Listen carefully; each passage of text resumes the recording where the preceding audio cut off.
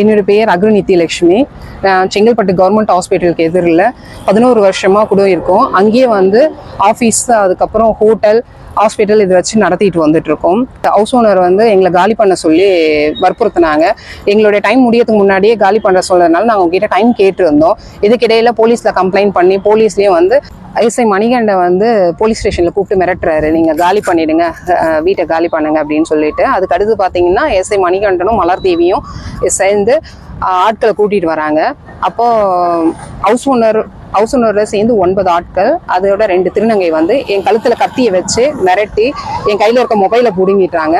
அதுக்கடுத்து என்னோட குழந்தை 13 வயசு குழந்தை, அந்த 13 வயசு குழந்தையோட கழுத்துலையும் கத்தியை வச்சு மிரட்டுறாங்க. மாமனார் மாமியார் வயசானவங்க, அவங்களையும் மிரட்டி ரூம்ல போட்டு தள்ளி அன்னைக்கு ஃபுல்லா எங்கேயும் நகர விடாம மிரட்டி எங்களுடைய ஹோட்டல் ஃபுல்லாவே வந்து ஜேசிபி வச்சு இடிச்சு எடுத்துட்டு போயிட்டாங்க. எங்களுடைய போனு, பொருட்கள் எல்லாத்தையுமே, விலை உயர்ந்த பொருட்கள் எல்லாத்தையுமே எடுத்துடுறாங்க. அந்த பொருட்கள் எங்க போச்சு என்ன ஏதுன்னு இல்லை. இது வரைக்கும் அட்வான்ஸும் கொடுக்கல, எங்களுடைய பொருட்களையுமே எதுவுமே கொடுக்கவே இல்லை. கம்ப்ளைண்ட் கொடுக்கும்போது 5ஆம் தேதி கம்ப்ளைண்ட் கொடுக்குறோம் டிஎஸ்பி ஆஃபீஸ்ல. அப்போ அந்த பொருட்கள் எல்லாத்தையுமே நாங்களே எடுத்து ஒழிச்சு வச்சுட்டோம். அப்படி ஒழிச்சுட்டு ஹவுஸ் ஓனர் மேல கம்ப்ளைண்ட் பொய்யா கொடுக்குறோம்னு சொல்லிட்டு எங்க மேலேயே எஃப்ஐஆர் போட்டு என்னுடைய கணவரையே வந்து அரெஸ்ட் பண்றாங்க. இது வரைக்கும் அந்த பொருட்கள் எங்க போச்சு என்ன ஆச்சு, எங்களுடைய சர்டிபிகேட்ல இருந்து பாப்பாவுடைய மெடல்ஸ், அவளுடைய அவார்ட்ஸ் எதுவுமே இது வரைக்கும் கைக்கு கிடைக்கல.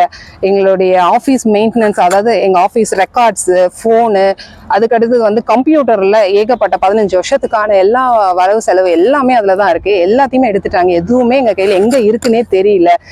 ஆகஸ்ட் 5 அன்னைக்கு எங்களுடைய பொருட்களை எங்களோட அனுமதி இல்லாம வண்டியில ஏத்துறாங்க. அந்த பொருட்கள் இதுக்கு முன்னாடியே எங்க போச்சு என்ன எதுன்னு தெரியல.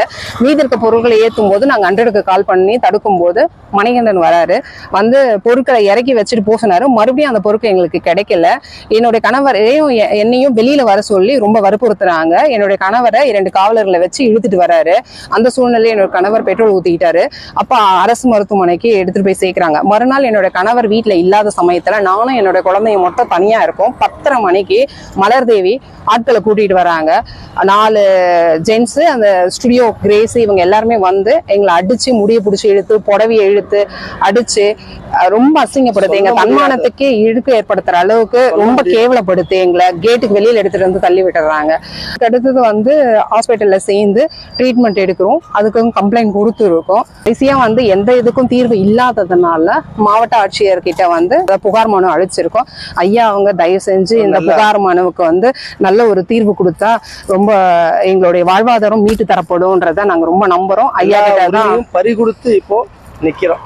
எல்லாத்தையும் பறிச்சுட்டாங்க. இந்த மலர்தேவியும் மற்ற உரிமையாளர்களும் எல்லாருமே சேர்ந்து எங்களை வந்து நடுநிலைக்கு ஏற்றாந்து நடுரோடுக்கு ஏற்றாந்து நிப்பாட்டிட்டாங்க. ஸோ இப்போ ஐயா கிட்ட தான் நாங்கள் மனு கொடுத்துருக்கோம். ஸோ ஐயாவுடைய தீர்ப்புக்காக தான் நாங்கள், அதாவது நல்லது ஒரு தீர்ப்பு கிடைக்கும்னு நம்பி இருக்கோம். நன்றி.